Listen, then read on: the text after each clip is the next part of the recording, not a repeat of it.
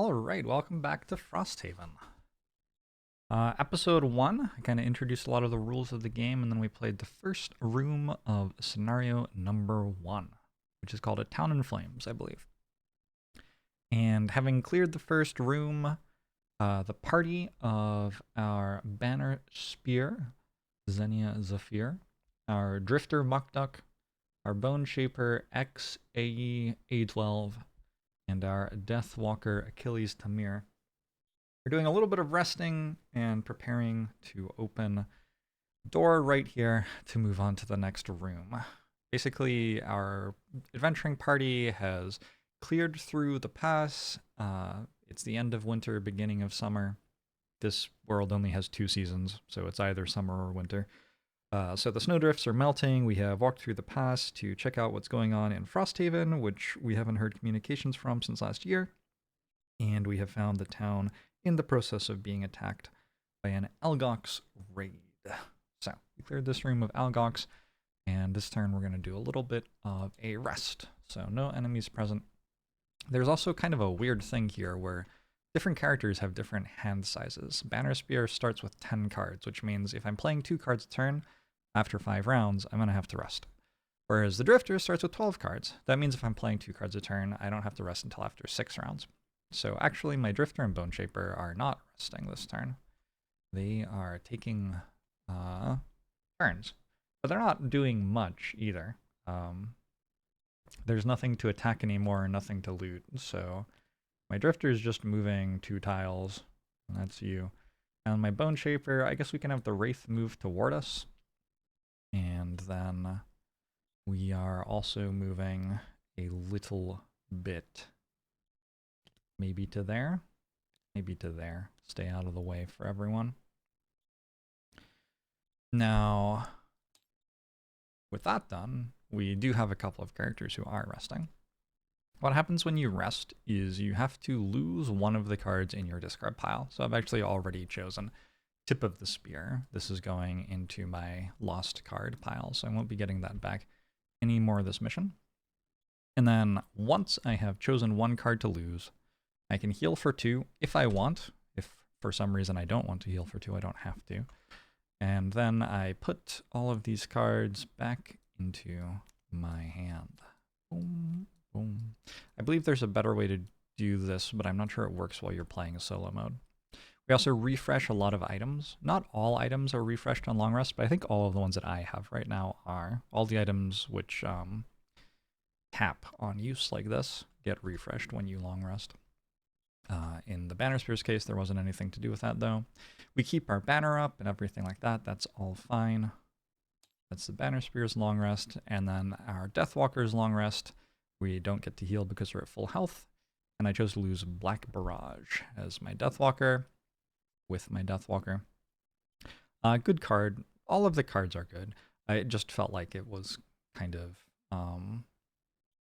redundant with a couple of other cards in the deck. So I decided not to go with it. Worth noting, my Deathwalker starts with 11 cards, which means that I had Shadow Step still in my hand. This hadn't even been played yet, which is, you know, fine. You're allowed to rest with cards in your hand if you want to. You could rest with all of your cards in your hand. You wouldn't get that much out of it, but maybe there would be some sort of situation where you wanted that. Actually, can you? Because you can't lose a card in your discard if you do that. I guess I'm not actually sure that you can. Anyway, yeah, Shadow Step is the other card in my Deathwalker's deck that you haven't seen yet. I just thought I should probably mention it in case you're watching and trying to keep track of all of the cards that I've played. This one has been in my hand and hasn't been played yet. It's kind of a fun card. Lets you move and attack with the top half of the card, but obviously restricted to only moving to a hex with a shadow in it. Anyway, that's the end of round 7, or round 6 rather, so that was pretty easy. Now I have to work out how I'm getting through this door, so let me do that, and then I will see you for round 7. In order to take turns with my Drifter and Bone Shaper, who didn't rest on round 6, I am going to have to reclaim my cards. And while long resting is one way to do that, another way to do it is short rest. Long resting, you get to choose which card to lose. you heal 2, and you refresh a lot of your items. Short resting, you randomize which card to lose, don't refresh any items, and don't heal. So I'm going to put my discard pile upside down, shuffle it, and then flip a card to lose with my drifter in order to get the rest of them back. I am allowed to redraw. If I don't like the card I lose, I can lose 1 health to draw a different card. Let's see what we get. Draining Arrows. It's a move 3. It is a multi-target attack and CC. Honestly, a pretty good card. Yeah, I think I'll reroll that. So we lose 1 health, and we will instead lose Deadly Shot, which is a move 4, and an attack which applies poison. Also would have been fine. Again, most of the cards are like pretty good. Like, the cards are not by and large useless, because if they were useless, the structure of the game is such that you would just never bring them to a mission. So what would be the point of the card being printed? At the start, you already have 3 cards that you don't need to bring. So if you happen to believe that 3 cards are not going to be very useful for this mission, you don't have to bring those 3. So by the time that you get down to the cards which are actually in your deck, all of them like do something. I'm also going to short rest with my Bone Shaper. My Bone Shaper is at 1 less than full health, but that's fine. Not a huge deal. There is an interesting thing here to consider. You can unsummon your summons at any moment. So if I wanted to, I could unsummon my skeleton, which would put this card in my discard pile, and then the card would go into my hand. Whereas if I don't, the card stays in play, which means it doesn't go into my hand. In this case, like, it's always worth considering, I think, but with 9 cards in my discard pile, if I lose 1, I have 8, which is a perfect 4 turns. If I gain another one, I have 9, which is still only 4 turns. So I'm not sure if I would have done this if it did give me another turn before I had to rest, but in this case, it doesn't even give me another turn to rest, so I don't think there's a ton of reason to do it. I guess another reason would be I might just need a card to let me move 4. That could be one. Anyway, let's... Oh, I've picked up the entire deck, sorry. Oop. Spell Remedy. Just a healing card. Yeah, I think we can lose that. It is a low initiative card, which is kind of nice on Bone Shaper. Bone Shaper has trouble going early in the turn sometimes. Okay, so my short rest is done. Now I'll work out which cards these characters are actually playing, because with a short rest, we also get to play cards that turn. Long rest means we have to skip the entire turn, whereas with short rest, we have to randomly lose a card, but we do get to keep playing. So I do have some sort of turn built here, but opening doors in Frosthaven is kind of the most exciting part of the entire game. You don't know what's on the other side of the door. In this case, I have played the scenario before, so I sort of do, but I don't remember exactly what it is. You also don't know when you run into the enemies on the other side of the door what they are going to be doing, but they will be doing whatever they are doing. What that means is if you walk into the room like late in the turn order, like say you go in with initiative 60 or something like that, any enemies in the room who rolled an intent with initiative, say 14 or anything lower than 60, will immediately go after you finish the turn of the character who opened the door. So I am not just opening a door and seeing a new room, but I am also having to do so with respect to the fact that all the enemies in there are going to immediately start trying to kill me. Like, my character could open the door, end their turn in the doorway, and then the character could be dead before anybody else moved, potentially. That's not going to happen, I don't think. I sure hope not. But I have tried to build my turn with that in mind. And so the first thing that I'm going to do is I'm going to open the door with my Deathwalker, but I'm not actually doing that on my Deathwalker's turn. My Deathwalker will go next, so my Deathwalker can use 2 entire cards of their own. Instead, I'm going to do it using a regroup. So my Banner Spear is going to grant an ally within 3 range 3 move. And we're going to start with 1 move, and then we should switch over to the main board here. Our second move, so we still have 1 move remaining, but our second move is going to be to open this door. You have to click on it 3 times. The game really wants to make sure that you know what you're doing. That's a lot of stuff, huh? All right. So, a lot of the models in this room are our allies. All of the models with blue bases are allied with us. But there are also an awful lot of enemies here. We've got 1, 2, 3 Algox archers, kind of in a concave around the door. We have 2 elite Algox guards, also very near the door and able to come attack pretty quickly. We've got 2 Algox guards more toward the back of the room. These ones are more likely to go attack the city guard because the city guard are closer to them. And we also have 2 Algox priests right in the middle of the room who will want to attack the city guards. Also worth noting, these ones are not elite priests, which means that they don't have pierce, so they're much less immediately lethal to the city guard. The city guard here died in 2 turns, right? These priests do not have pierce, so it won't be quite as rapidly killing them, although there are also Algox guards here. This is an elite Algox archer. These are elite Algox guards, so extra stats on those as well. And now I have to find out what they're actually doing. Oh, also worth noting, there's quite a lot of loot on the ground. 1, 2, 3, 4, 5. So as well as clearing out this room, we're going to want to pick up a bunch of loot. The archers are going to be doing nothing special. At 31 initiative, they will move and shoot. The priests are going to tend to the clan. At 23 initiative, they will heal something within 3 range. They're going to move and then heal something within 3 range. And the guards are going to parry and thrust, which means they are just standing still this turn, getting themselves a shield, and having retaliate. So overall, not, I would say, the worst imaginable way to be opening this store. I also have a section of the scenario book to read for you. We are meant to open 5.3.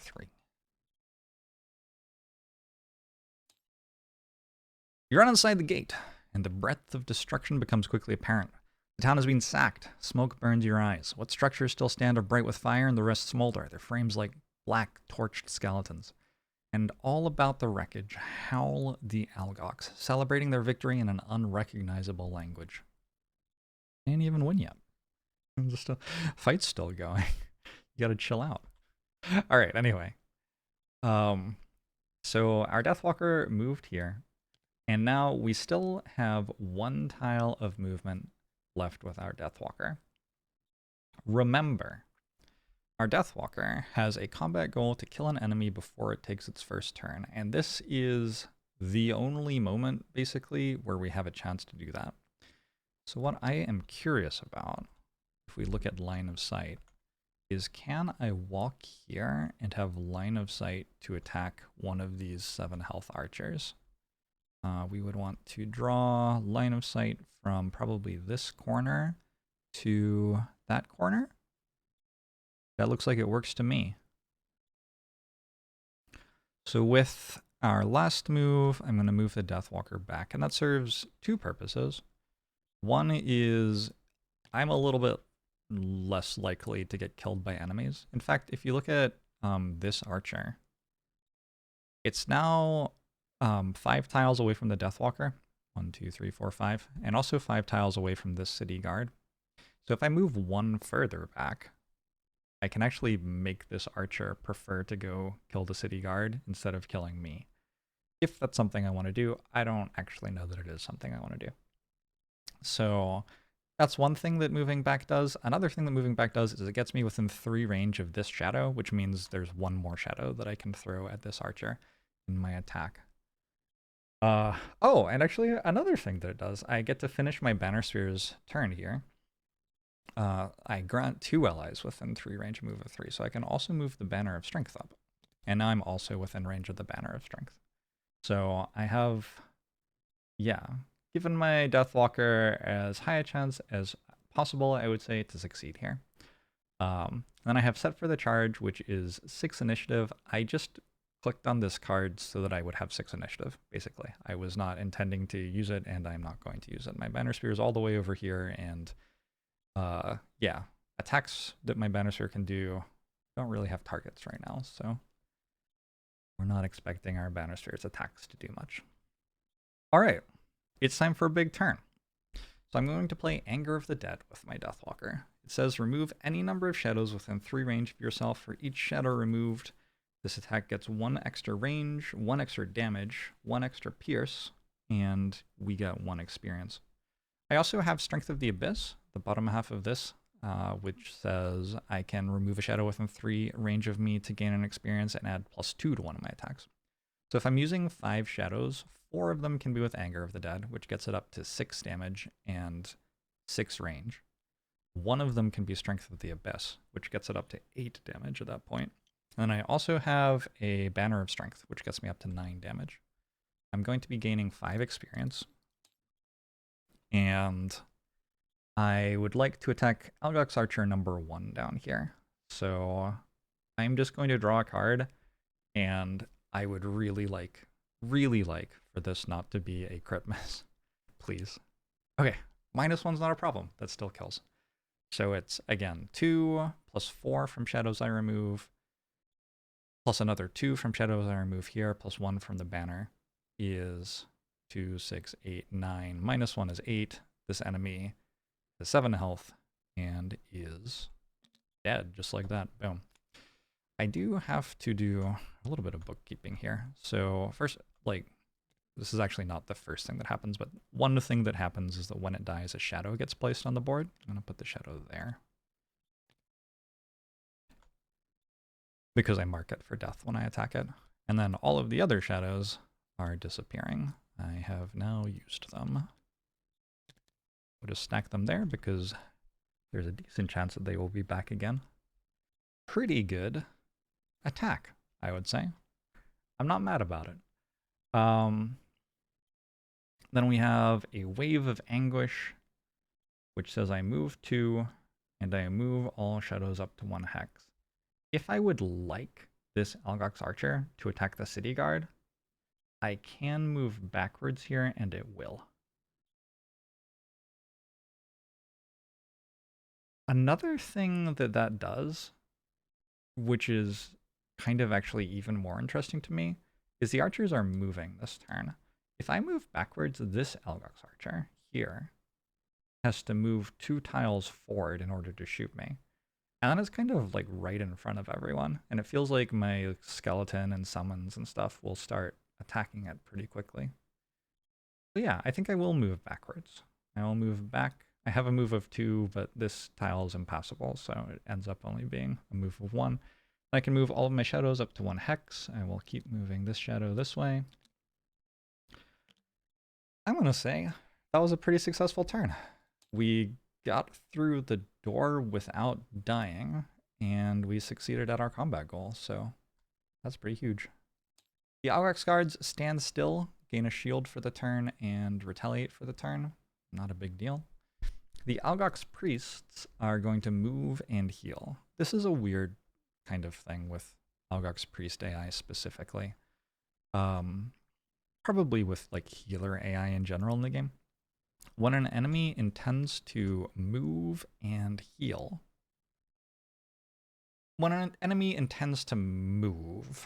unless it has a ranged attack, it will move as though it's trying to make a melee attack. And so when a healer is intending to move and heal, it moves as though it wants to make a melee attack, which feels a little goofy.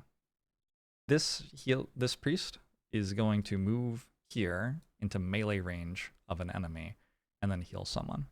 It's not really how I would think of healers moving in games like this one, but it is how the rules say they move, so whatever.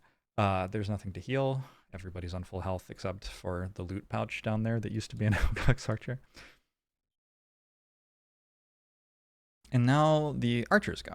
1, 2, 3, 4, 5, 6. 1, 2, 3, 4, 5. So this elite archer actually wants to attack the city guard, not me. I'm going to have it move. I can choose whether it goes this way or this way. This way to attack this one, or this way to attack this one. I'll go this way. And then it's attacking with an attack of its regular damage, which for an elite Algox Archer is 5. These things hit pretty hard. And it crit. It's not been a great day for the city guard. It's just, they're just not having a great time out there. Okay, well, GG to the city guard. Next up is my drifter. So you may remember that the drifter has a mastery to end up with 4 continuous, sustained, persistent is the word, persistent abilities at their final token. I figured, sure, we're going through the door, but my drifter's not really likely to be doing much in going through the door this turn. So I just get 2 more of these persistent abilities going, and we'll see if we can get every single one of them to the final slot this mission. It would be great if we could. It would be an entire perk that we won't be getting otherwise.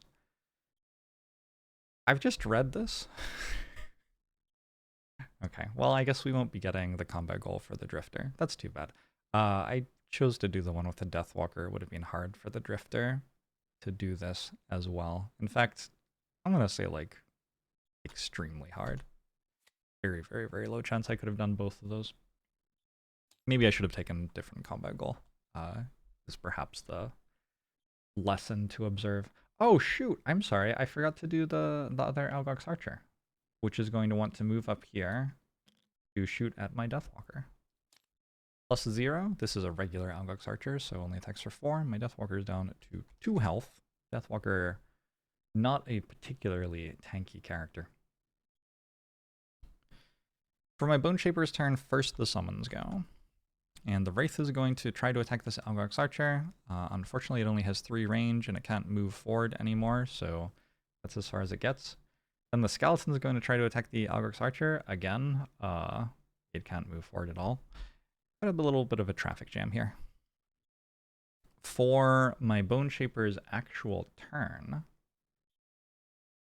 I have the ability to grant a summon, a move, and attack. And I think I will use the top half of Command the Wretched to move my Wraith on top of these debris. They're impassable, but my Wraith flies. So my Wraith is the only unit on the entire map that can stand in this tile, and given that there's a traffic jam, putting the Wraith on that tile makes a whole lot of sense to me. Then it will make an attack for +0 with the banner strength is 2.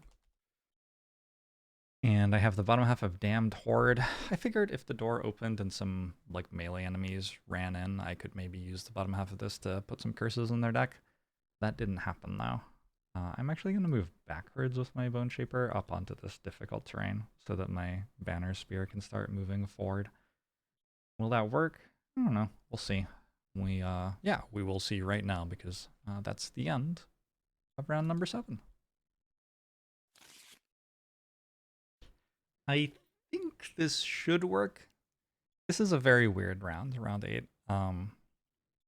There's a huge traffic jam by the door. There is one enemy I can attack, but it only has 5 health, so it may die relatively quickly, leaving my other characters with nothing to do. How much we actually get to do this turn kind of depends on what the enemies choose to do, and I don't know what that is yet. So, let's hit start round and find out. Okay, first up, the Algox guards are standing still and retaliating again. Alright, well, they're done. What are the Algox archers doing? They're doing a move and a big-sized attack. And the priests are healing allies and blessing the monster deck, which is scary. We don't really want the monster deck to be full of blesses.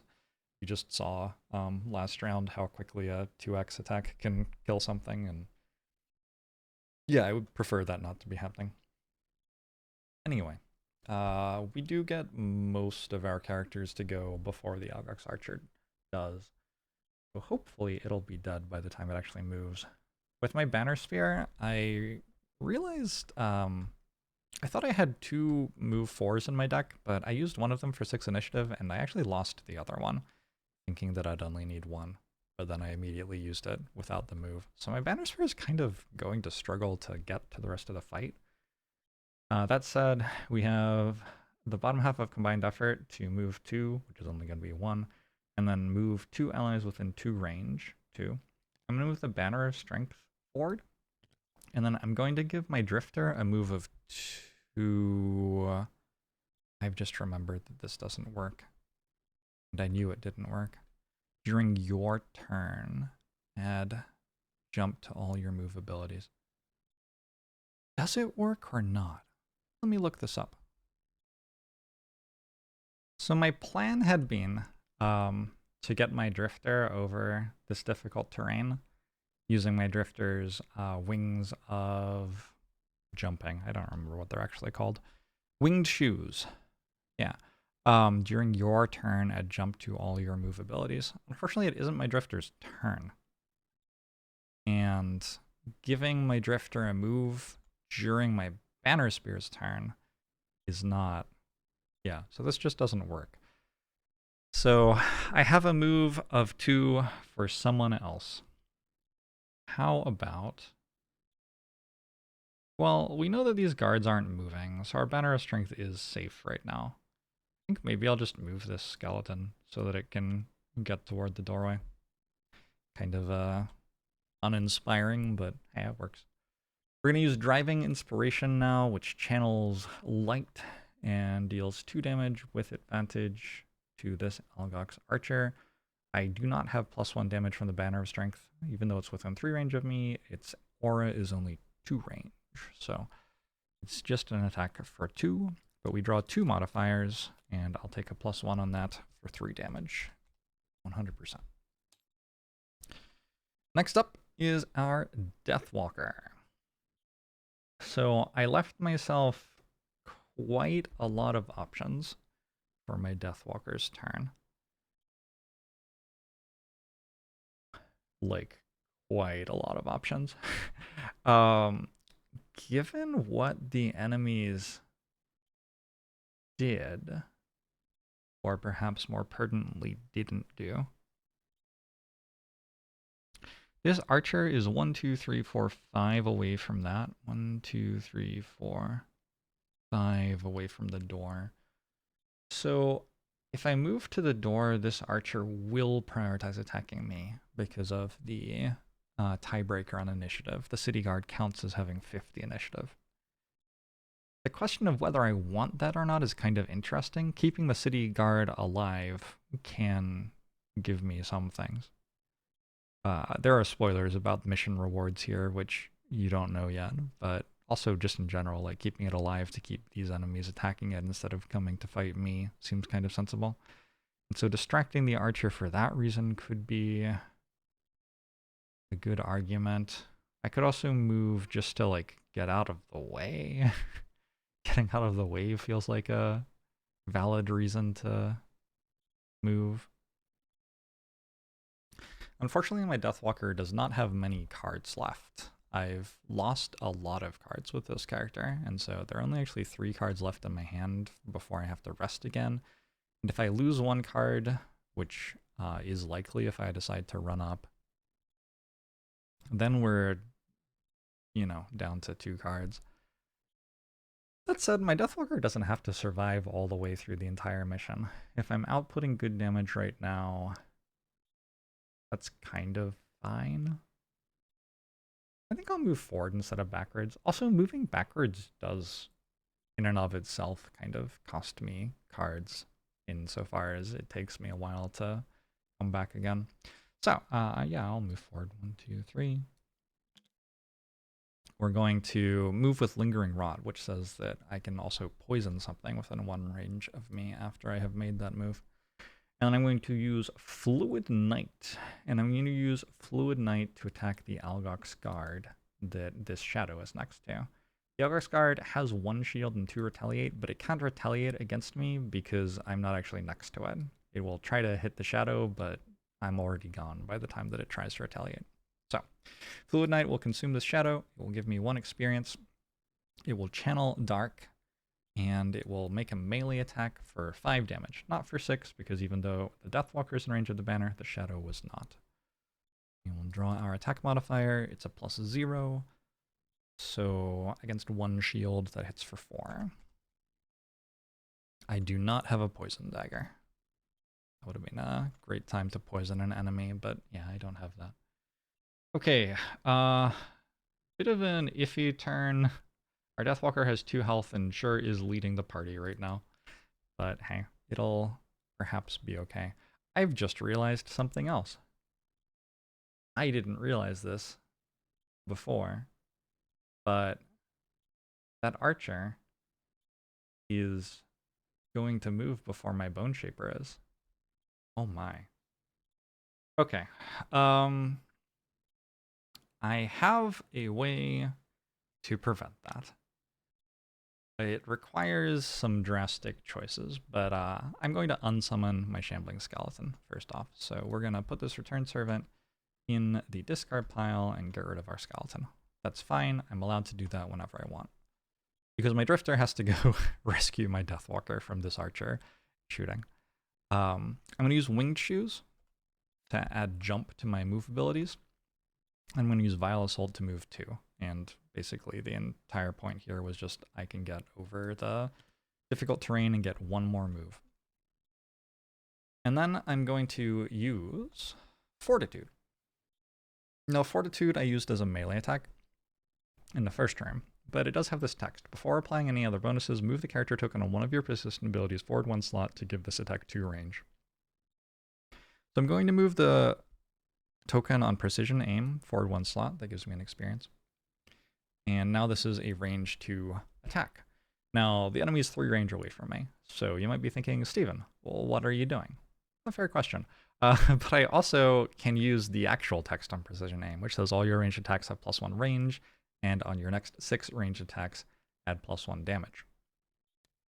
So that's going to advance this again. And now Fortitude is an attack for 4, +1 from the banner is 5, and it has 3 range. So we can attack this Algox Archer. It's actually 6 because the Algox Archer is also poisoned.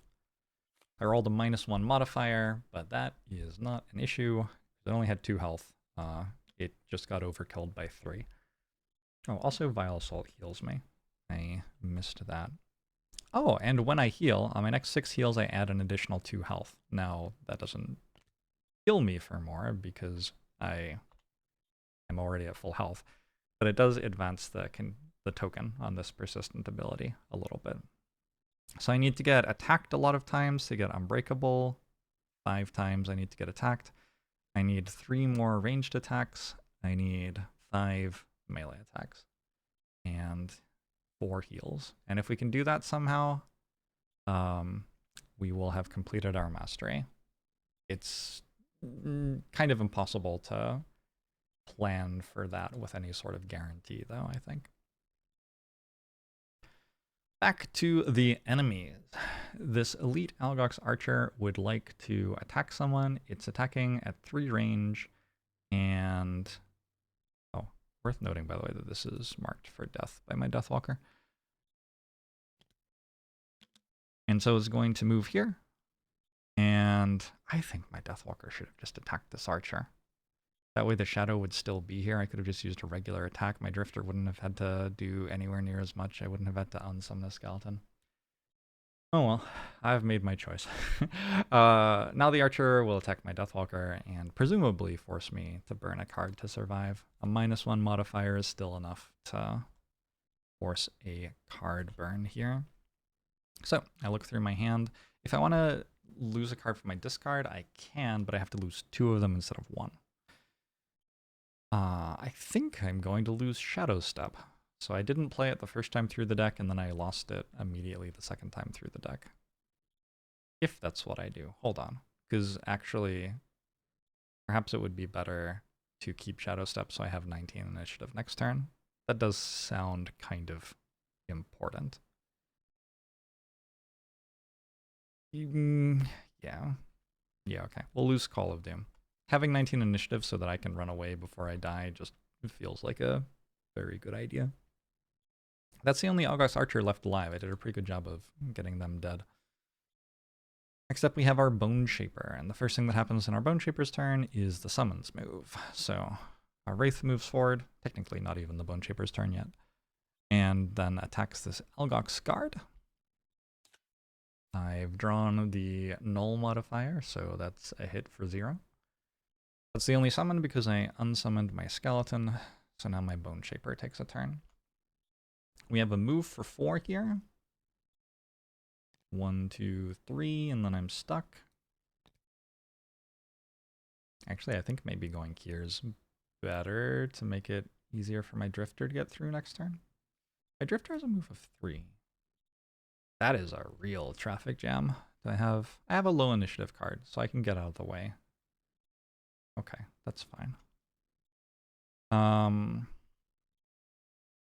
It is a significant traffic jam though, isn't it? Drifter has 14 initiative. Do I want to move at 14 initiative? Not really. Well, we'll see how this goes. Kind of. We'll see how this goes. And then having moved, we're going to use Decaying Will. We add +1 if the target is next to at least one of our summons. We've channeled 3 elements this turn, by the way. It's kind of cool.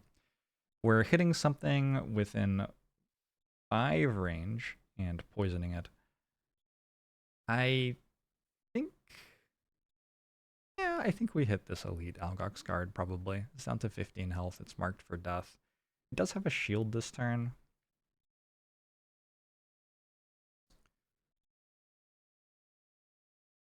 I'll take the archer.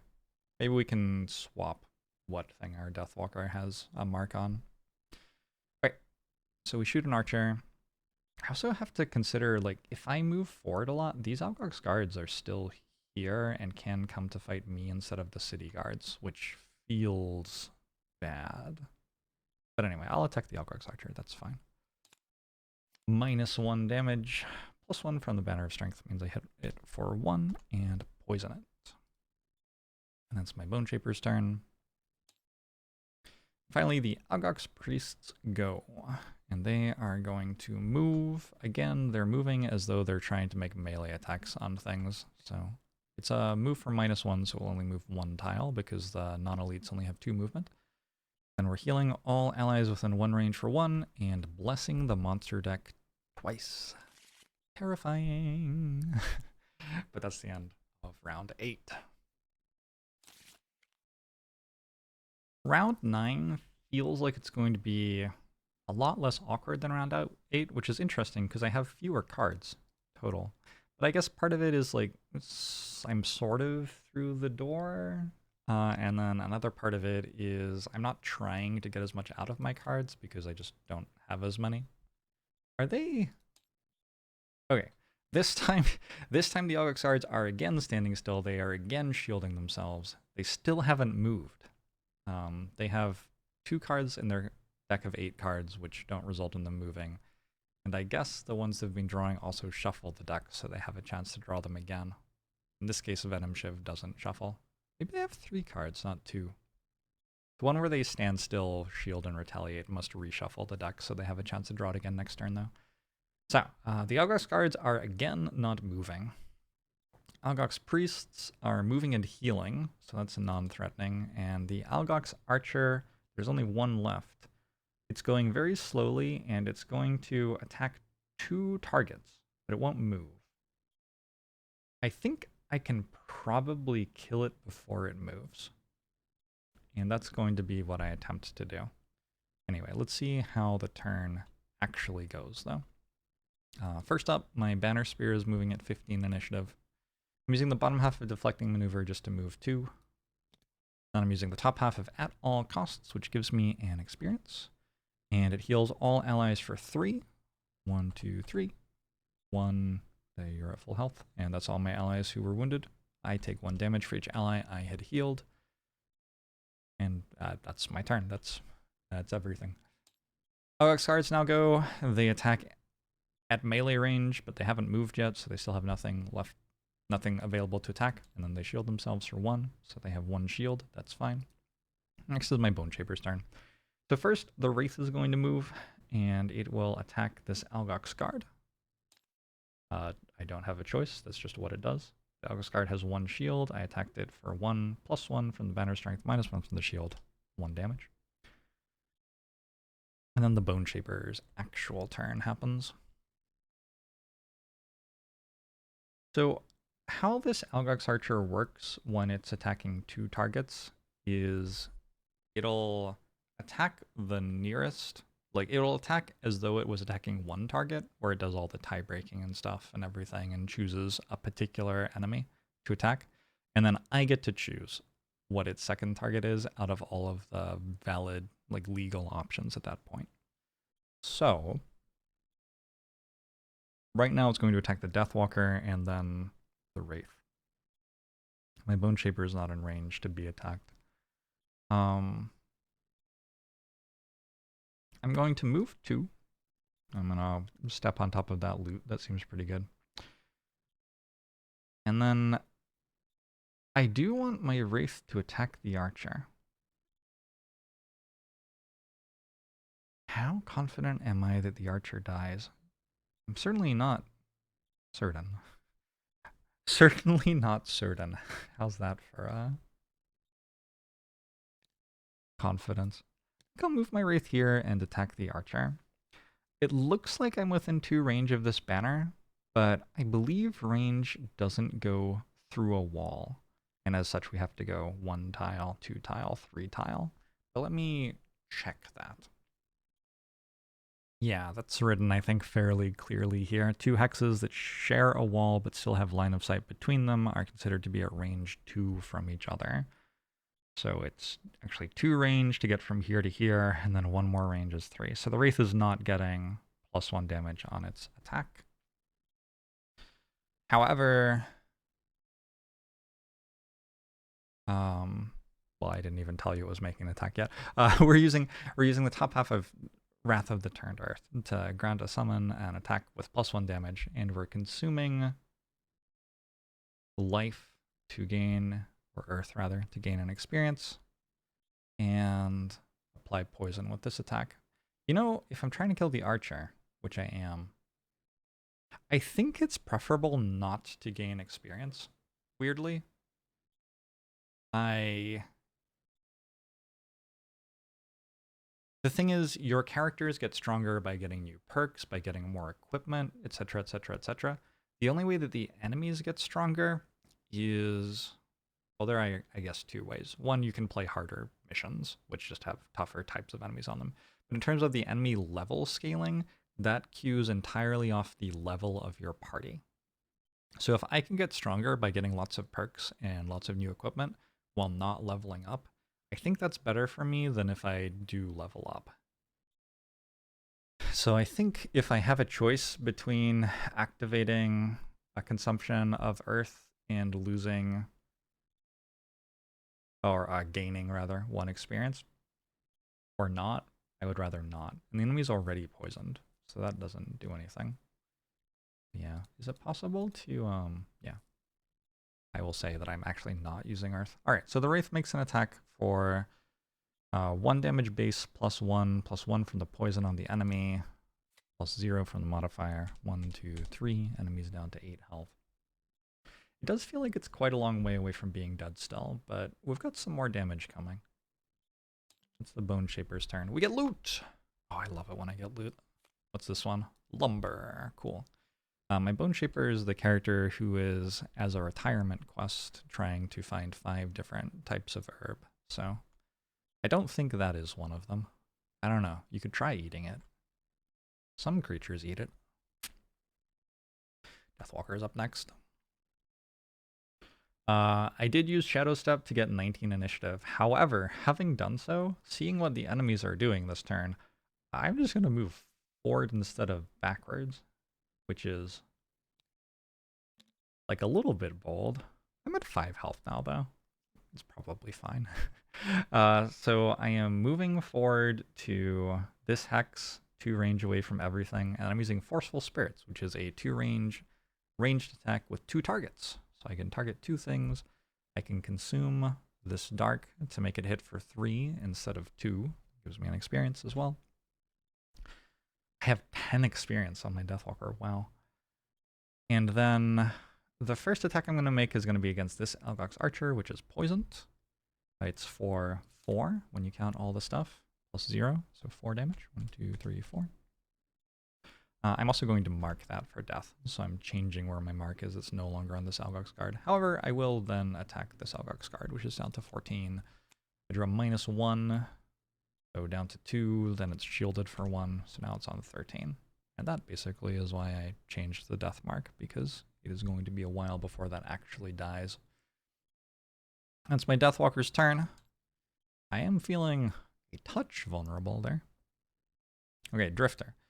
My Drifter is a long way back in the party at the moment. However, I do get to use Violent Inheritance, and I'm using the bottom half of this card.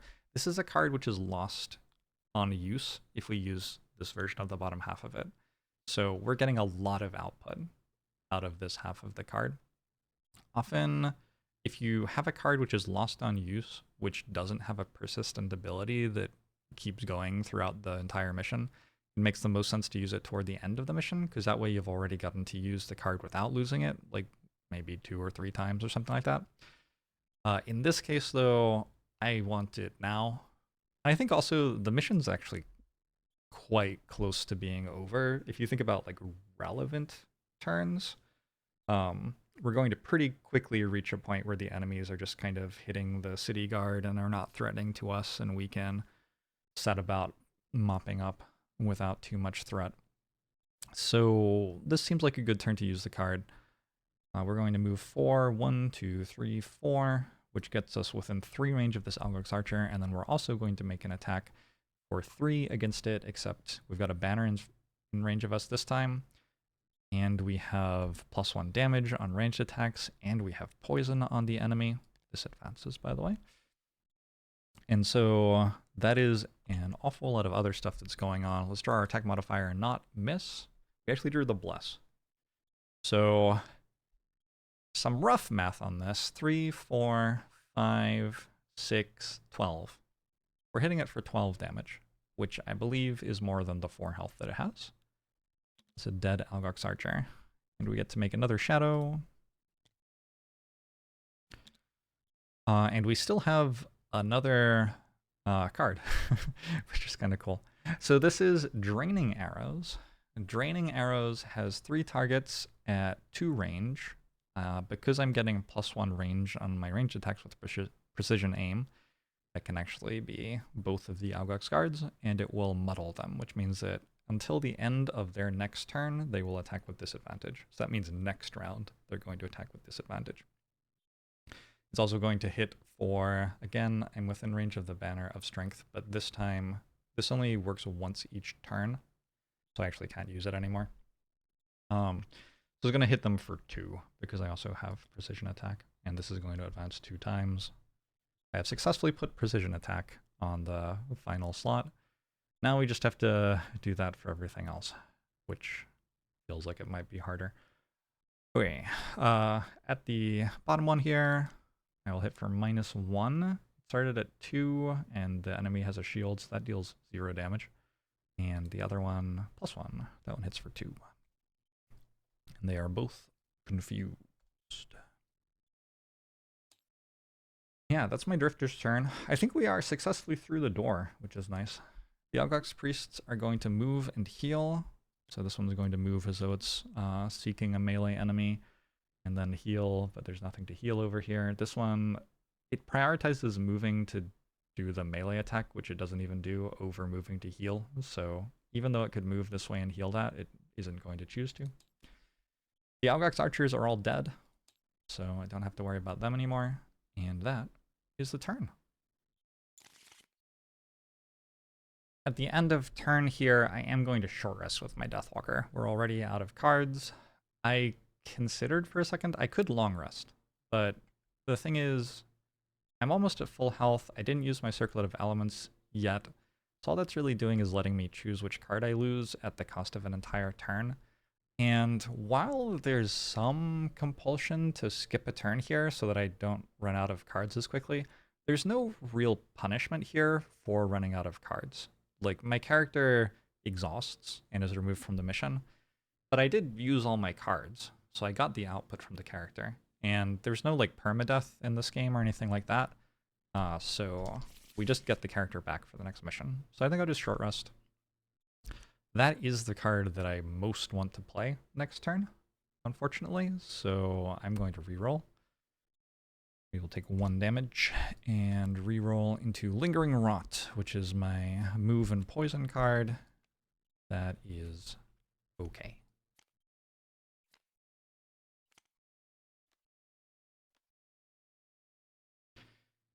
Someone's decided to do some yard work. Hopefully it doesn't come through the microphone too powerfully. I've got another hour before I gotta go, so I want to get this done before that happens. Or I might take a break until it's gone. Anyway, it is kind of loud. It doesn't come through when my mic is noise gated, at least. Okay, we will start round 10. We'll see what happens. I have no elements to work with from the beginning. The Algox guards are finally moving. They're moving at 30 initiative and making an attack. And then the Algox priests are also moving and attacking. All right, that is fine.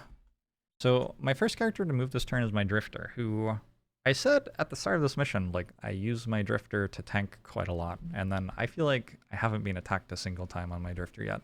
So we're going to change that. We've got 14 initiative, so enemies are going to prioritize attacking us. And I'm going to move forward like so, right into the middle of everyone, and say, come and get me.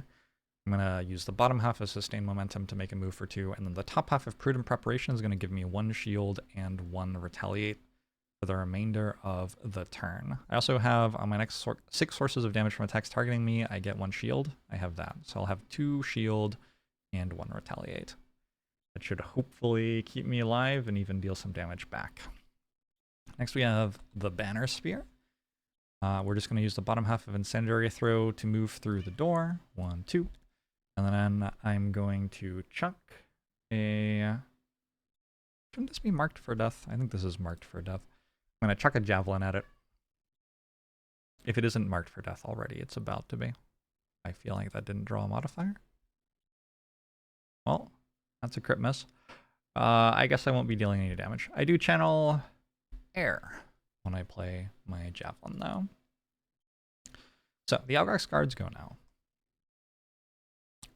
Elites go first. So first we'll have Algox guard number 4. It seeks enemies it can hit with least possible movement and decides to move here to attack my Drifter. It is attacking with disadvantage, and my Drifter has 2 shield, but it is attacking for 5, which is a lot. With disadvantage, we got a -1 and a ×2, so I would certainly prefer the -1 there. It hits me for 4 then, -2 shield is 2, and takes 1 retaliate. And my Drifter's Unbreakable advances 1 circle. Next up, we have Algox guard number 5. I have to decide if I want that to move here or here, because they are both allowed.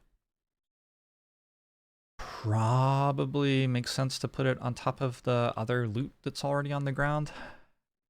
I'm not really sure. Regardless go, it moves here and also attacks my Drifter, also with disadvantage, +2 or +0. I'll take the +0, so that's 3 damage, and 1 retaliate. They sure deal more damage when they attack you than when they pass their turn while standing still, huh? We also still have 2 non-elite Algox guards, and these are also closer to my Drifter than anyone else. I may have bitten off slightly more than I could chew here. Got 1 moving here. It's an attack for 4, but without being for disadvantage. And the modifier is +0, so that's 2 damage and 1 retaliate. And Unbreakable moves forward again. And then the last one, I think here, 2, and attack for +1. That's enough to kill my Drifter. So I have to lose a card, unfortunately. Unfortunately, I can't use Amulet of Life because it isn't my turn. I guess I'll lose Bloodletting. Oh well. I think it's going to be a lot harder to successfully put all of these persistent cards on their last number now because I don't have many cards left. I Will do my best, though. Anyway, well played to the Algox guards. They hit me really hard there. Because I lost the card to prevent this damage, I also don't advance Unbreakable, which advances every time I do get hit for damage, because I didn't take the damage, right? They're no longer confused, so next turn we'll have even more to worry about. Unless we can do some work killing them. So, I have my Deathwalker's turn. And my thought here was I have this air. I can use my Circlet of Elements to turn that into dark. And then, oh, I forgot. I'm not allowed to use that this turn because I've created it on this turn. I absolutely forgot that that was how the rules worked. Well, okay, I guess I won't be using it to get an extra damage on Forceful Spirits. Probably not the end of the world, though. Let's move back here. And I'm going to consume this shadow to do +2 damage on this attack. That gives me an experience. And we will be using Forceful Spirits. I am in range of the Banner of Strength. It only works for one of the attacks, though. So I'll do that for the first attack. I'm getting +1 from Forceful Spirits and +2 from consuming the shadow. So it ends up being an attack for 5, actually, against this Algox guard, which is down to 12 health. 5 damage, actually 0 damage. Well, that's very upsetting. The other attack will go against Algox guard number 5. That one hits for +1, so 3 damage. 1, 2, 3. Which one's actually lower right now? This is on 12 and this is on 13. I'm gonna end up killing this one first, I think. Because that's my Deathwalker's turn. But then my Bone Shaper goes. And the first thing that happens on my Bone Shaper's turn is my Wraith is going to attack Algox guard number 5.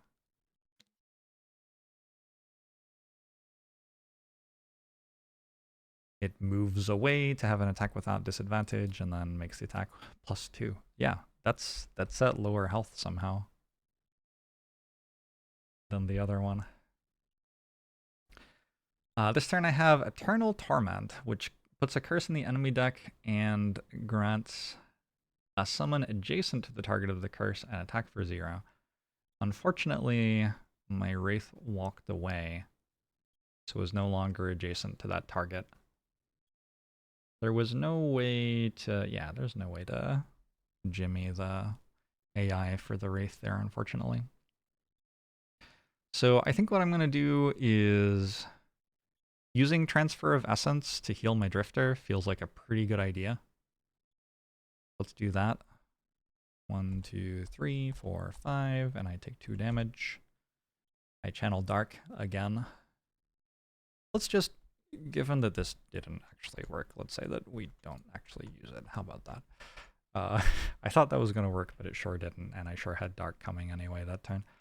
And then I'm going to use Eternal Torment just to put a curse into the enemy deck. So the enemies have the curse in their deck now. It doesn't deal any damage or anything. Ooh, I sure taunted some enemies and bit off perhaps more than I could chew there. The Algox Priests go now, and they're going to move so they don't have disadvantage on their attacks, and then make attacks.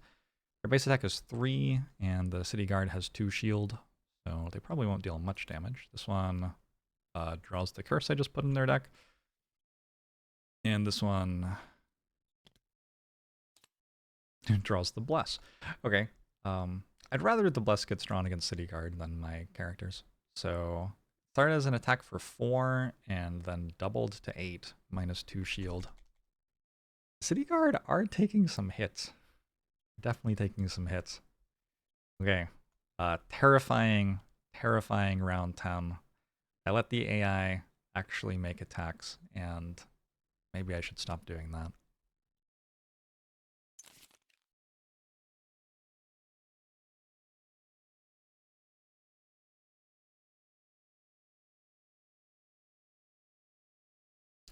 Between rounds, I have, I think, 3 short rests. My Banner Spear Drifter and Bone Shaper are all out of cards. So it definitely feels like a bad moment to be long resting. I think I need to take turns right now. Let's see what happens. We will flip this and shuffle it and lose a card. Driving Inspiration. It's not a terrible card, but I think it's okay to lose it. We're probably going to get into melee combat with my Banner Sphere pretty quick, right? So a ranged attack isn't as important. Get the rest of our cards back.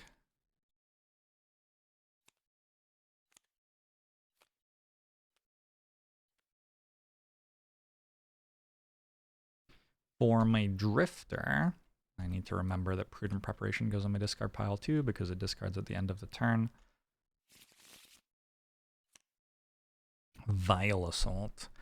Ah, that card's pretty good. We kind of want the heal. Yeah, we kind of want the heal. And the initiative's good on it as well. Okay, so we'll take 1 damage to reroll. And instead we will lose Violent Inherit. Oh, that should not be in my deck. I'm sorry. Instead we will lose Fortitude. Also not a terrible card. We're down to 4 cards here. So I think the chance that we successfully get a mission completion with the circles at the end of 4 cards is very, very low at the moment. Just seems pretty hard. But hey, we'll keep on getting hit, and hopefully somebody can come in and deal some damage. This is the first time I've ever played this mission where these 2 Algox guards came to fight me instead of going to fight the city guards. So the balance of the mission is quite different from what I've been used to the previous like 4 or 5 times I've played it or something.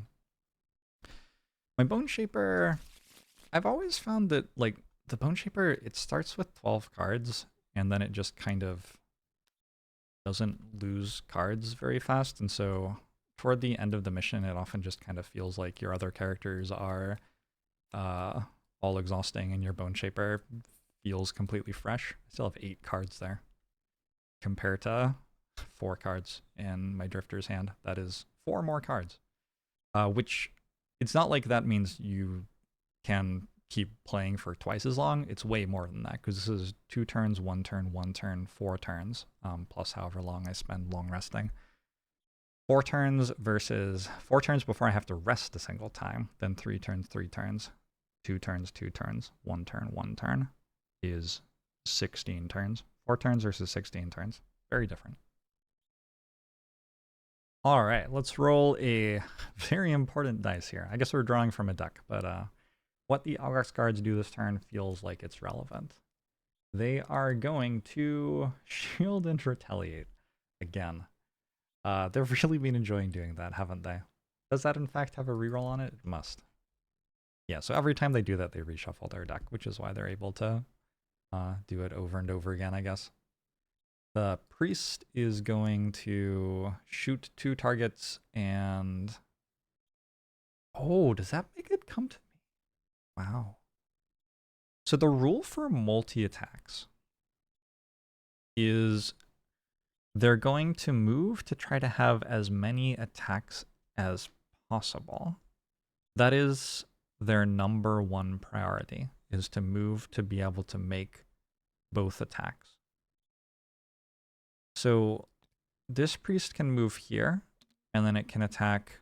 It will also, its like focus for the turn was this city guard number 3, because it started closest to it. But having identified its focus, it then tries to move so it can make the full number of attacks.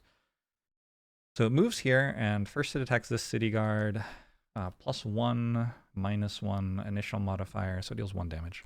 A huge deal. Then I'll have it attack city guard 4 instead of city guard 5. I get to choose. It's a crit. Okay. On an attack for 2, that's barely worse than a +1. It was not one of the blesses. And then they are cursing, but the city guards don't have a deck, so we can't put curses into the city guard deck. The thing is, there's also this one.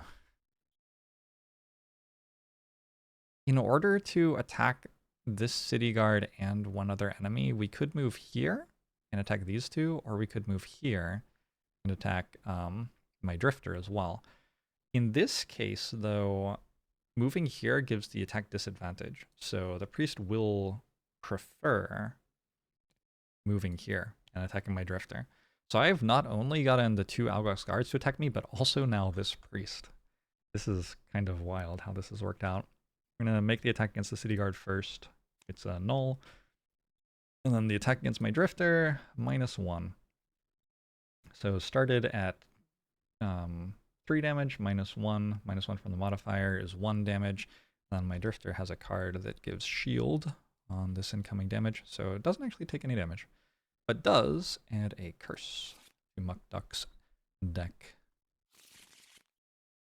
So that's kind of the big downside, is 1 curse, which might not seem like a huge thing, but it is kind of it is definitely a real thing. My Deathwalker no longer wants to mark Algox Guard 4 for death. We now want to mark Algox Guard 5 for death. I am attacking before it gets a shield and retaliate, which is nice. I'm going to mark it for death and hit it for 3 damage with Anger of the Dead. Not the most exciting thing. 3 + 1 is 4. 1, 2, 3, 4. It's 3 because of the Banner of Strength. And then I have a move for 2 if I would like. I think I'll move over here. Just kind of be further away from the enemies with a pretty squishy character with few cards left, but also get closer to picking up some loot. I do want to pick up all of the loot in this mission if possible. Okay, the Algox guards go now, and they are just going to stand still, give themselves 1 shield, and for the rest of the turn they will retaliate for 2 anytime they get attacked by someone in melee range, which fortunately isn't many of my people. My people are, by and large, not in melee range. Bone Shaper takes a turn, and first I have a Wraith who's going to attack Algox Guard number 5. It's a crit. It's awkward because it attacks for 1. So it hits for 2, which gets reduced by 1. One of the less exciting crits that you'll see this campaign, probably. And then I want to summon this skeleton. But first, let's, I guess, move a little closer. Like, let's move here and put the skeleton. Actually, let's move all the way to here. And then I'm taking 2 damage. I'm gaining 1 experience. And I am summoning a skeleton right here. Probably next turn that will just immediately die. But maybe it gets an attack off. Who knows? My Bone Shaper's turn done. My Banner Spear. I get to use Incendiary Throw, which is really fun. I don't think I've used Incendiary Throw yet this mission. If the target suffers damage from this attack, the target and all enemies adjacent to the target get wounds. Wound deals you 1 damage at the start of each of your turns. So the hope here is I deal enough damage to apply wound to Algox Guard 5 and Algox Guard 2. That's where I'm going to throw this. I rolled a crit. The attack started off at 2 damage from the Banner of Strength, so ends up at 4. -1. The shield is 3. This Algox Guard is wounded. This Algox Guard is wounded. A successful attack. And then grant 2 allies within 3 range, move of 3. I'm going to move this banner into the doorway. And you know what?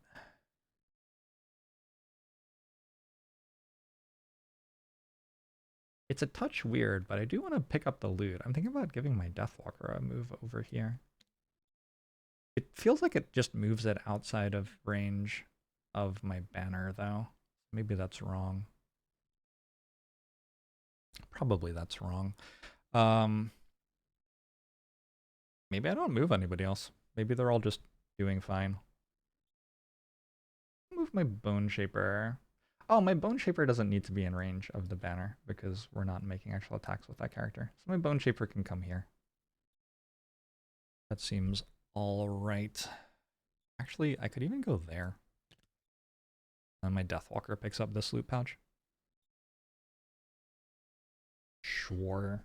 Sure, why not? Enter Sphere is done, and Drifter has the last turn. So I'm going to start with a melee attack on an enemy. I know they're retaliating, but if I kill it before it gets to retaliate, well, it doesn't get to retaliate. So I'm going to attack Algox Guard number 5 for base of 2, plus 1 from the banner, plus 2 from Crushing Weight. And that was so weird that that token just went there. I don't understand what just happened. When I advance this, I get another experience. I'm up to 10 experience from cards so far this mission, which is, it feels like quite a lot to me. So we're attacking for 5, plus 0, does kill. We successfully got 1 kill. The shadow gets created. This is no longer marked for death, by the way. I think I'm going to put the shadow underneath my drifter, since that is adjacent to all of the enemies. And also, like, we need to be within 3 range of it to consume it for an attack. It kind of feels like that is within 3 range of almost everything around here. Next, my drifter has a move. Oh, we should finish this card. Move the character token on one of your persistent abilities backward 1 slot. I think I will move Unbreakable backward 1 slot so I can get attacked 2 more times. That seems reasonable to me. And then I have a move for 2 and heal self 2 on Vile Assault. And I'm going to move to this tile with 2 loot on it and heal myself 2, which is actually 4 thanks to continuous health. So my drifter, who was just at 0 HP, is now at max again very quickly. Yeah, characters don't start out with that much max HP. You can see the max HP progression on this card actually. It starts at 10 and then 12, 14, 16, 18, 20, 22, 24, 26, up by 2 every level. I guess would be a simpler way to say that. So 10 is a lot less than what we'll have later on in the game. I still haven't even used my Amulet of Life, which is another 3 heal thanks to continuous health. That's why Amulet of Life is my starter item on Drifter, that it combines so well with continuous health. 3 heal is a lot more than 1 heal, right? That's my Drifter's turn. We get 2 loot buckets. We got a coin and another hide. Excellent. And that's the end of round 11.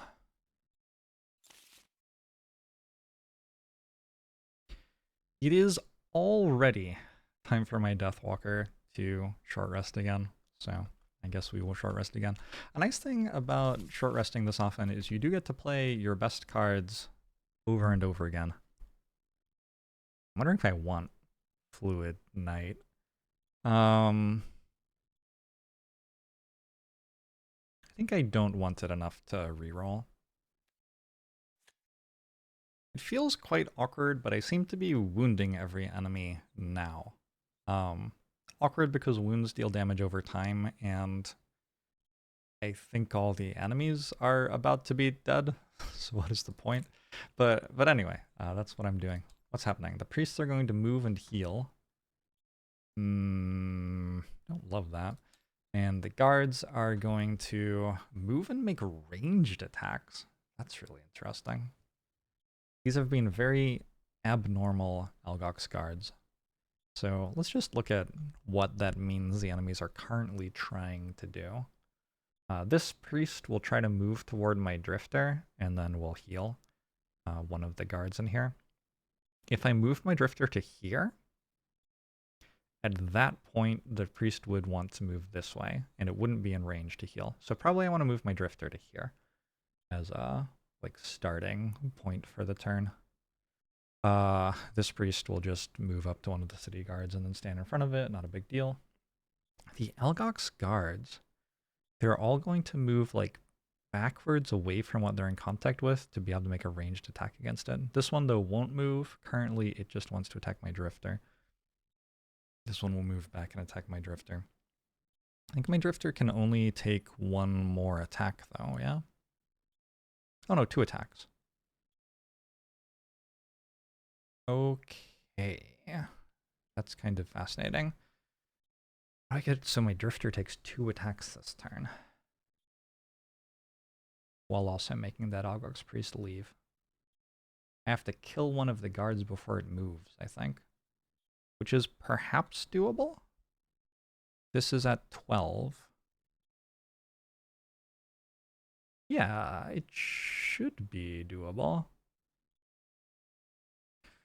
I guess that's going to be my plan. Unfortunately, my Bone Shaper is out of low initiative cards. 46 was the fastest that I could move this turn. So all of the Bone Shaper summons will be not able to contribute. But the rest of the team, I think everyone has some attacks. There's a pretty good chance that I can kill this Algox card, at which point my Drifter will be here, will get attacked twice, which will put the card for every time you get attacked, you advance at 1 at the perfect spot. And I'll just have to not have my Drifter get attacked for the rest of the mission, while also healing another 3 times, was it? Which is not unachievable. Not at all, because I have an Amulet of Life, and when you long rest, you heal. Yeah, that's actually pretty easy. So it's just like making melee attacks for the most part. It's hard. My Drifter is the first character to move this turn. And as I have just worked out... Oh, another option would be to move down here. But if I do that, I'm no longer getting attacked at all. I think I definitely want my Drifter to be the person taking most of the incoming damage. So we'll move here. I'm moving using Draining Arrows because I can't really use the top half of Draining Arrows anymore. It will use the last tick of Precision Aim, at which point Precision Aim would be lost and I wouldn't complete my Mastery anymore. Again, if you're wondering why I'm doing all of this. Masteries. Never perform a move ability. Nope.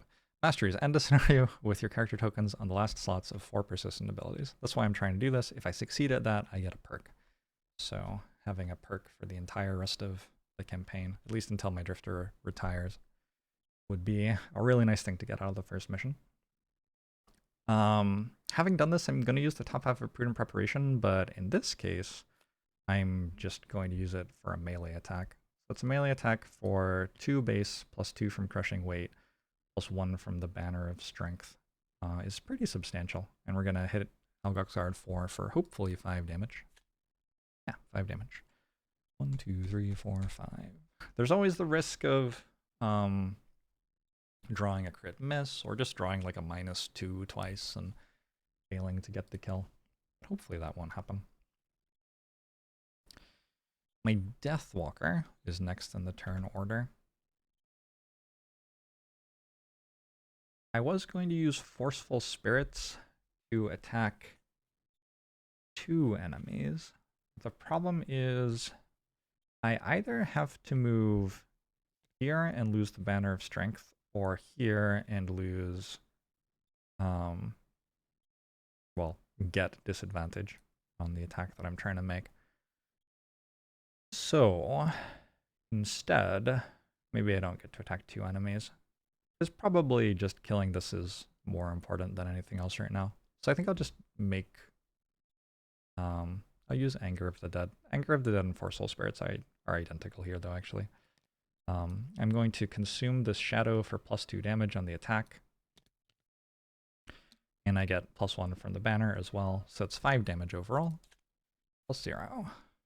1, 2, 3, 4, 5. I get 1 experience from consuming the Shadow. And then I do have a move with the bottom half of the other card. Honestly, I don't even remember which one I said I used because the top half is the same for both, consequently. And we got a loot pouch. How's this one? Got another coin. How exciting. That's my Deathwalker's turn, and now my Banner Spear. My Banner Spear is going to use a melee attack for the first time this mission. I'm going to use the... Ooh, interesting. I was going to use Combined Effort, but I've just realized that that is actually worse here than using Deflecting Maneuver. Oh, never mind. I don't have air channeled. Okay, so we're back to using Combined Effort. We're going to move 2 using Deflecting Maneuver, and we are going to hit with Combined Effort. This is another one of my Banner Spear's special attacks, which requires a pattern. I am next to a skeleton, which is my ally, and there's an enemy that is next to both of us, which I am going to attack with Combined Effort. I get 1 experience. I may kill this enemy. I hope I do. Hello, game? Oh, what a disaster. Well, I did not kill that enemy. If I had killed the enemy, it would have been one more toward my pacifist. But yeah, I failed to deal damage to it with a crit fail. I have wounded it. You still get the wound, even if you don't deal any damage. But this does, unfortunately, fail my mastery quest for my drifter. Just barely. Priests move now. They're going to move and heal. Number 2 is going to move first. It'll move here and heal nothing. And then number 6, it has to make a move as though it's making a melee attack. So this only requires 2 hexes to make a melee attack, and then it is out of range to heal anybody. And then the guards. First off, the ones that are wounded lose 1 health. But then, less happy things happen. They're all going to target my drifter. My drifter has the lowest initiative and is next to all of them, so that's just forced. I can choose a little bit about where they move. Doesn't matter that much where this one moves. I guess maybe I move it here, so collecting the loot from its corpse results in me moving forward to the right. Kind of makes sense. Then we have an attack against my drifter for 5 damage. +1. 1, 2, 3, 4, 5. And 1 shield. Oh, I've just realized. This actually still is possible if they draw a curse or a crit miss. I'll get guard number 1. I will move to... You know what? I think I want it closer to me. So I'll move that one there and this one here. +0, not a crit miss. Oh, there's another way in which it's possible. I get an experience for that one. I can lose a card. Oh, there aren't any cards to lose. I'm about to lose 2 cards from my discard pile. So I've gone for it with my drifter. It didn't work. My drifter is now going to be exhausted like next turn. Well, we swung for the fences, and unfortunately, this is what we got for it. We'll put this Algox guard here, I think, because I actually would like...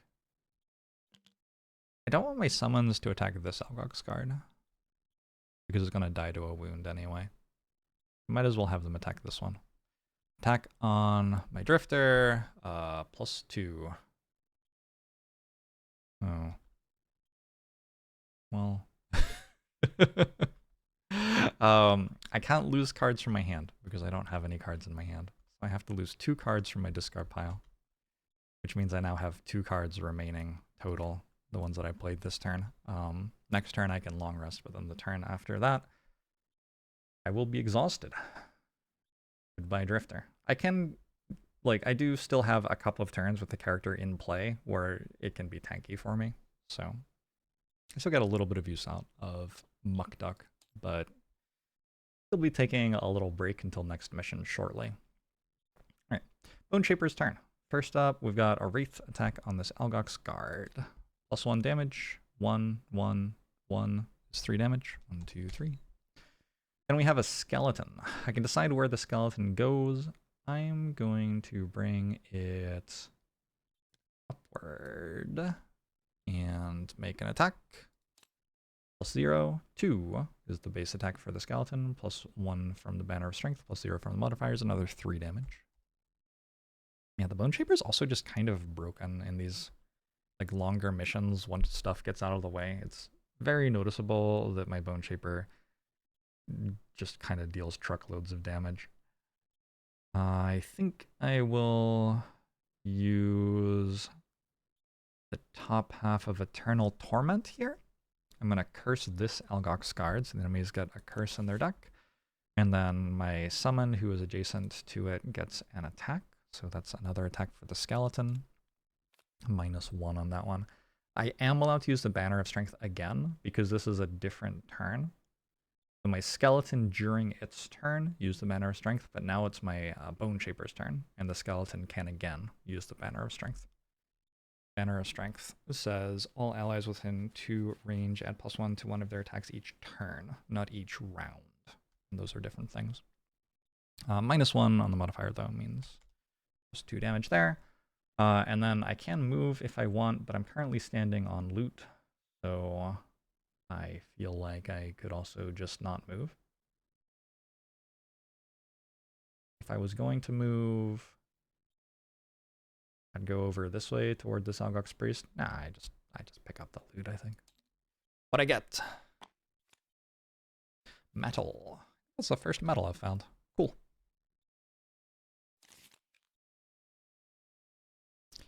So here comes round 13. We got Algox Guards just doing a very regular move and attack. And we've got Algox Priest's Blessing again. No damage incoming on that turn. So, first up, I have my Drifter. This is kind of awkward. My Drifter is going before the enemies are, which means that the Algox Guard, which is marked for death, hasn't died from its wound yet. They're going to move and attack. Also, my Drifter is moving fastest in the turn, which is not something I actually realized. I thought my Banner Sphere was when I was planning the turn out, but clearly I was wrong. Also, the guards are going before my Bone Shaper's minions. Again, my Bone Shaper's out of low initiative cards, so that's too bad. I don't really know what my Deathwalker should do here. I don't love the idea of moving next to this with 4 health and getting hit. I don't have any cards left in my hand. Yeah. I think I'm just going to make a melee attack. Which honestly doesn't even do anything, but we'll do it anyway. -1 damage. That enemy was marked for death, so I make a shadow. It would have died anyway, though. I really... having that crit miss on my Banner Spear's attack last turn really did a lot to mess up how this mission has gone. Oh well. I'm still going to win, I think, pretty comfortably, but yeah, it could have been even more comfortable. Rather than letting this enemy kill my skeleton, I think I'll use my javelin on it this turn. +0, that is enough to kill. And then with my Banner Sphere, I'm going to use at all costs again, but this time I'm going to use the bottom half of it, which is fun. This is a card that heals all allies for 3 and deals me damage for everybody I've healed. It wouldn't be terrible to use the top half of it, although I think I'm only at 6. It heals this city guard as well. And that one. And that one. So actually, it would have left my Banner Spear at 0 health. Okay, so maybe I couldn't have done it. But this is a fun thing to do. We summon a reinforcement. This reinforcement is not very combat ready. It has 1 health and 2 movement and cannot attack. Get an experience for summoning it. Basically what it does is it helps you set up your combo attacks, which is nice. You have a special rule on this reinforcement where you control its movements. That's kind of nice, but also perhaps more commonly and more functionally, the enemies attack it instead of somebody else, and that's the purpose that it has this turn. There's 1 Algox Guard left. I think my wounds that I applied probably dealt a total of like 2 damage, so not great optimization of wounds there, unfortunately. But anyway, the Algox Guard's going to go, and it's going to look at its possible targets and choose my reinforcement here. I call it Charles Reinforcement. I'm going to choose that to attack.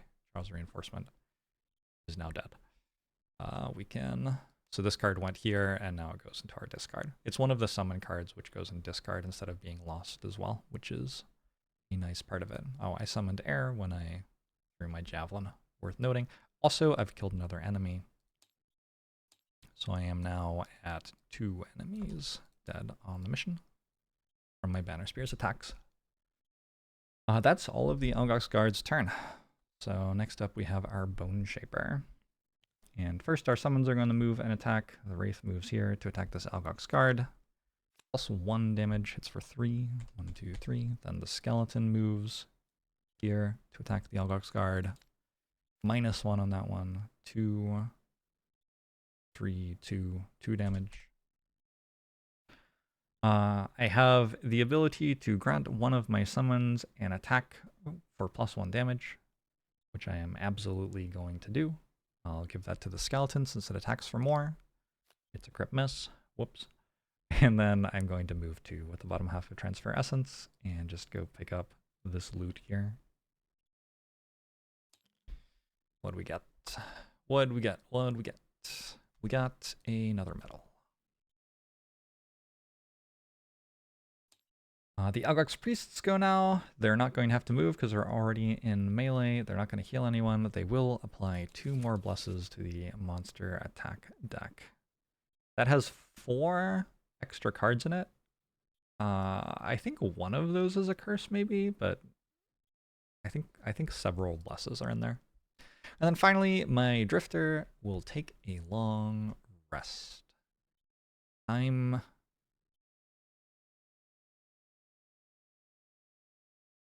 going to choose not to heal because of all that stuff I said earlier about how I'm not sure that pushing myself to get lots of experience as quickly as possible is actually that good. I already have 11 experience on this character this mission.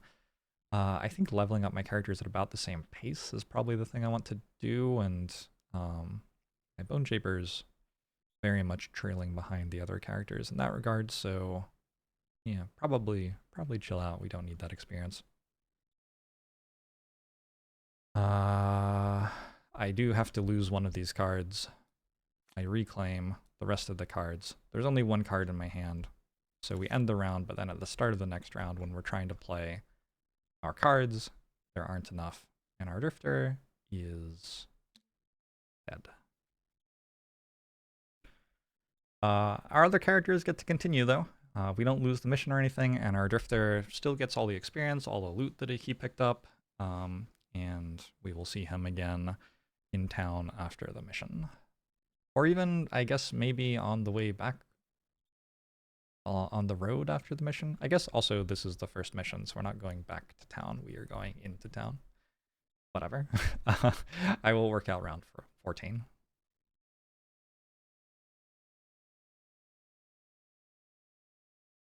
Immediately looks like I'm going to have to rest with my Banner Spear, so I'll just grab a short rest for that. Losing at all costs. Such a good card though. I think it's fine. I don't think I need it anymore. My Deathwalker also has to reclaim cards. I think in my Deathwalker's case, I'm going to long rest. Just to kind of keep it around for longer in the mission. We're not needing to deal more damage to the Algox Guard this turn in particular. I think it probably dies to the Skeleton and Wraith, and if it doesn't, all it does is hit my Skeleton, so there isn't like a ton of urgency, and yeah, I think I'll just go for a long rest.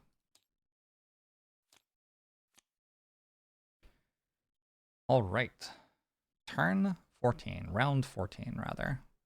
The priests are doing their move and hit multiple targets with curses again, which, just looking at the map real quick, that actually does bring them back toward me again. At least this one does, and this one comes back here to hit both of those two. The guards are going to stand still and attack and apply poison. That's like mostly fine. My Banner Spear moves first, and I set myself up to be able to respond pretty well to things the enemies might do. I'm gonna throw an incendiary grenade thing at this Algox Guard first of all. So it's attacking for 1 + 1 from the banner strength, and I got the crit, so 4 damage. 1, 2, 3, 4. I'm pretty happy about that. I didn't want to get a kill because it would have put me at 3 enemies killed with my Banner Spear for the mission, and Xenia Zephyr is only allowed to kill 3 or fewer enemies this mission.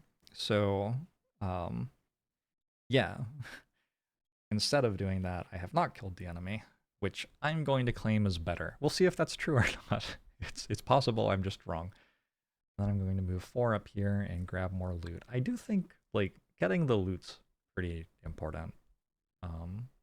It does do a lot for you in terms of the strategic layer of the game, and the strategic layer of the game connects to the tactical layer of the game in a very real way in Frosthaven. Like, it feels even more relevant than in XCOM, because in Frosthaven, you can't, like, make a mission extend for a really long time to take advantage of, like, abusing enemy AI to make up for your equipment being worse. You only have a set number of turns, and so it's very much a game about making sure that in those set number of turns you do as much as possible, and so every incremental advantage that you get in terms of an extra damage on one of your cards or an extra damage from one of your items or something like that, it all does add up very, very, very, very tangibly. I haven't played that much Frosthaven, and I have absolutely had a mission which was decided by 1 damage before. So, that is going to be my priority, getting the loot, and I got a lumber. I just realized I have a heater shield. I don't think my banner spear has been attacked a single time, but that's about to change, so I should remember that for this turn as the Algox Priests go. Algox Priest number 2, we talked about this already. It's drawn a Bless, so it's attacking for 4 damage, and then, and then a crit. Good grief. Okay. All right. Wow. And then this other Algox Priest. I'm going to have it move here so it's standing on top of a loot pouch, just to make it easier to pick up all the loot if it dies on that tile, which maybe isn't that likely. But attacks the City Guard first, -2 modifier on that attack. All right, City Guard takes 0 damage and is still alive. Then it also attacks my Banner Spear. Oh my god, so many blesses! So it's attacking for 4. I'll use the Heater Shield to only take 3. We put a Curse in our deck, which is... I don't like that. That's worse than taking 3 damage in my opinion. Just because of all of the possibilities that spiral out of control because of that curse being in my deck. You saw how much of a big deal it was to just miss 1 attack earlier. One of my characters is now dead, and would have been around for another like 3 or 4 turns otherwise, I think. Got 1 health left on Algox Guard number 1 after the wound ticks, and it's going to attack my skeleton because the tiebreaker between a character and its summon always is going to favor this summon. The summon always goes slightly earlier in the turn order. It's attacking for 4 damage and applying poison. The skeleton has 3 health. However, I finally have a chance to use my Bone Shaper's item. Warden's Robes. When one of your summons suffers damage from an attack, that summon gains 2 shield for the attack. I can use this once per long rest. As it has happened, this has been the first time it's come up. Skeleton's not dead. It's on 1 health and poisoned. And then it's my Bone Shaper's turn. And we start with the Wraith attacking this guard and killing it. Was it marked for death? I don't believe it was. Maybe that was a reason for my Deathwalker to move, actually. So I could get another shadow set up. And then this shambling skeleton is going to move toward this Algox Priest, searching for another target. The Bone Shaper moves now. We get to move 4. I think I will move all the way up here.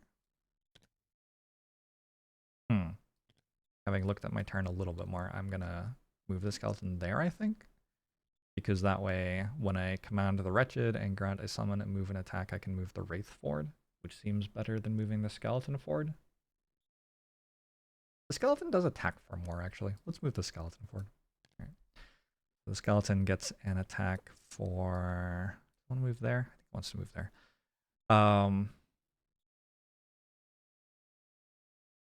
Does it want to move there? Yeah. Yes, I think so. It gets an attack for 2. +1 is 3 damage. And our Bone Shaper will pick up another loot and we will go to next turn. Ooh, a snow thistle. Huge. Our quest, the study of plants, personally collect 5 different types of herbs through loot tokens. We can note snow thistle.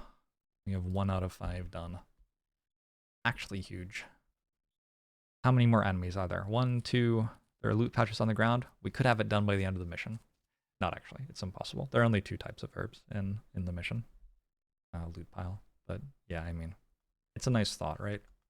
I will long rest with my Deathwalker. We have to choose one of these 4 cards to lose. I don't have a lot of cards left. Is there any, like, long-range attack? That's kind of the only thing I can do at this point. Anger of the Dead might be my longest range attack. I guess there's Shadow Step that I could use to get close to someone. Alright, yeah. Let's lose Wave of Anguish.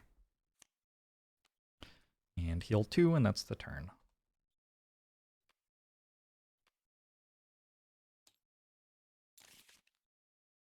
I just tried to hit unpause recording, and it was already recording, which makes me worried that I may have recorded a turn or 2 while it was paused. Which would be bad. Hopefully that didn't happen. If it did, we've just been cleaning up the last remaining enemies, picking up lots of loot, and nothing has been too difficult. If you missed a couple of turns in there, I am sorry. For completion's sake, I wish that hadn't happened, but we haven't. We haven't, like, really missed a ton. Okay. This is round 16 now. As we get toward the end of the round, like, there are so few cards left to even play, and the enemies do so little that it starts to be very quick to work everything out. So I'm going to move my Banner Spear 2 and grant 2 allies within 2 range moves as well. Move my Bone Shaper here. Bring my banner up a little bit, why not? And that's my Banner Spear's entire turn. Deathwalker is going to use the bottom half of Shadow Step. I am going to move 6 and create a shadow in the tile I am moving to. That loses the card. I don't think I get another turn with my Deathwalker, unfortunately. Yeah, I sure don't. But we get to pick up 1 loot here, which was the point. We're down to 4 cards left in the loot deck, so we've gotten almost all of them. Well, now 3. And there's 1 loot there and 1 loot there. And actually, there's 19 loot on the mission total. So yeah, that gets me all of the loot that is possible from mission 1. Algox Priest goes now. It is going to move 1 less than its max move and make a big attack at this skeleton. So I'll move it toward my Banner Spear, because, I mean, why not? And it will attack the skeleton easily enough to kill. Now I put the skeleton in the discard pile. Bone Shaper then is going to have the Wraith attack for +2. This Wraith. 1, 2, 3, 4. Wow. Then I'm going to grant one of my summons an attack with +1 damage, which also is going to consume Earth to poison. I get 1 experience for that. I hit for -1, so 1 + 1 + 1 -1 is 2.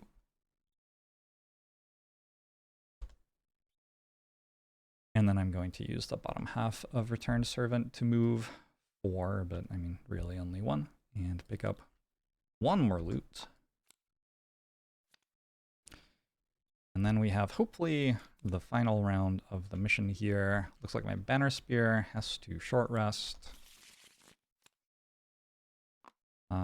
Combined effort should be fine. We're at 2 enemies killed with the Banner Spear, so we don't have to worry about losing out on that. But yeah, I think it's okay to lose combined effort.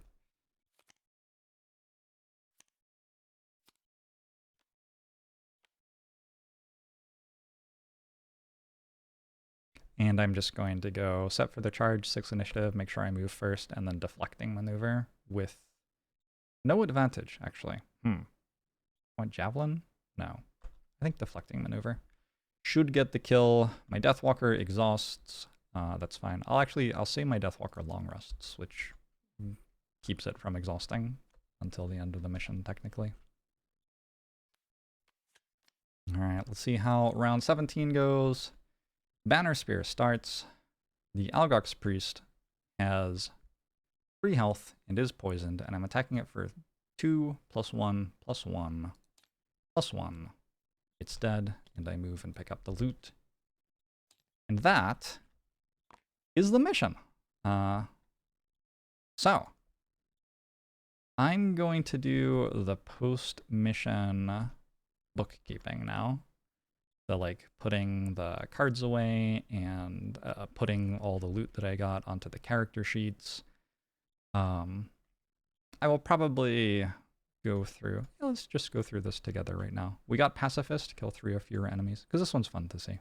We got a perk check for that. Oh, also, we got a Mastery. Perform a banner summon ability on our first turn, keep the banner alive and within 3 range for the entire scenario. So when I check a Mastery or check the 3rd box of the perks tallies, I get one of these perks. I have been liking, in this party in particular, replace 1 +0 card with a +1 and add +1 damage for each ally adjacent to the target card. Because I feel like I'm playing 4 players and there are quite a lot of summons between the Bone Shaper and the Banner Spear. It just feels like often that's hitting for an extra like +3 or something. So I'm gonna grab that, and we need to go through here and pull out the appropriate card.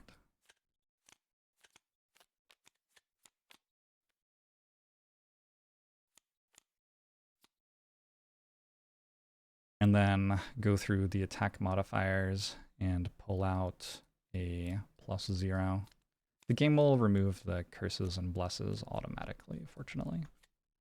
We get rid of this +0 and add in +1 and friends.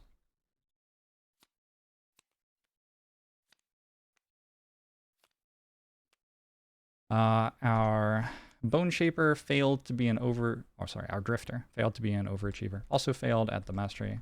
Muck Duck did his best. Did his best. Our Bone Shaper was successfully a prepper. Well done, XCOM. That's 2 perk checks. And our Deathwalker was an assassin. Great job, Achilles Tamir. And then there's a bunch of tallying for loot and stuff. I have to write it all down on the character sheets. So I'm going to do that myself off camera, but I will leave you with the scenario outro. That seems like a good place to end this one. You lower your weapon and breathe as the remaining Algox retreat, scurrying from Frosthaven like giant white mice. They'll be back, you're certain of it, but for now you can rest. You wipe the soot from your face and take stock. Frosthaven is almost exactly what you imagined, a knot of gray stone and timber, surrounded by sharpened palisade walls, a place where mere survival is an everyday concern, and where only the desperate could feel at home. Thankfully, though, the townsfolk are tough. They're already on their feet, dousing fires and picking through rubble. In fact, one of those townspeople is marching right for you, a sharp-featured human woman with a fighter's muscular build, close-cropped hair and dark skin, approaches and offers a gauntleted hand in greeting. "The sea be praised," she says, crushing your fingers with enthusiasm. "We wouldn't have held out much longer without you." You nod and ask what happened. "Oh, just life up north is all," she chuckles. "I'm Satha, mayor of this fort now that my predecessor and his lieutenant have fallen. As for the Algox, they've been at us all winter. Took them months to break through, but they finally did. Killed a dozen or so of my people, and would have done worse if you hadn't showed up." You explain who you are, that you've been sent from White Oak. At the mention of the capital, her face scrunches up in displeasure. "It's about time they sent someone to help fix this mess they made," she says, then tries to lighten her mood.